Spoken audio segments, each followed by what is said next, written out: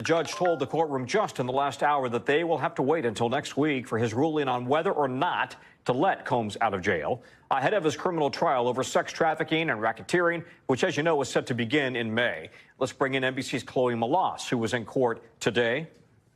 Chloe, so the judge is now delaying a decision here. What comes next?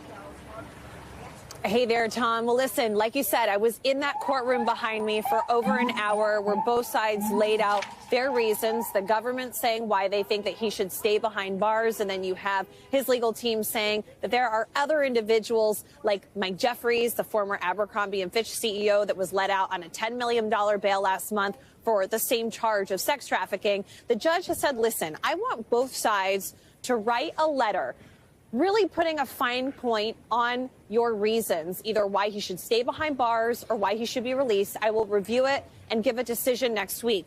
I just want to point out the prosecutors say that Combs has been obstructing justice, Tom, from behind bars, that he's been partaking in three-way calling, that he's used other inmates' PAC numbers. That's a way that they can dial out, and that he has used at least 8 other inmates' PAC numbers to make phone calls, and that they're worried, in case anybody out there is watching this and confused, well, like, why can't he be out on bail? Prosecutors are worried that he is going to tamper with witnesses and convince people not to testify, and that it's going to make it really hard ahead of his criminal trial for prosecutors. Because remember, he's going to be, going to trial on May 5th in the courthouse behind me. It's not that far away. Well, Chloe, weren't witness intimidation and coercion, wasn't that all part of the original charges as well?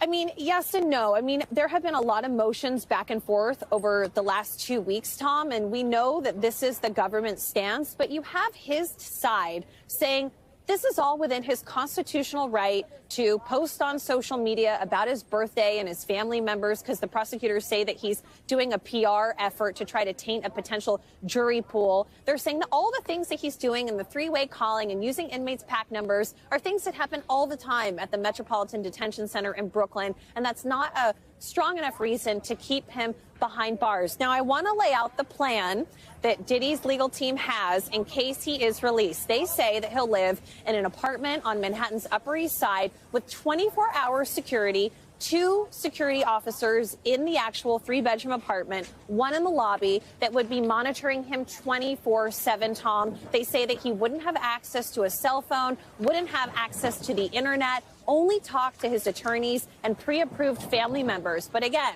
the prosecutors say, well, what if you tell those family members to go out and do your bidding and try to tamper with witnesses? So as you can see, there is back and forth. It was very animated on both sides. Combs looking very serious, very thin, very distressed. And I also want to point out that all of his children, minus his infant child, were in the courtroom along with his mother. Tom? Okay.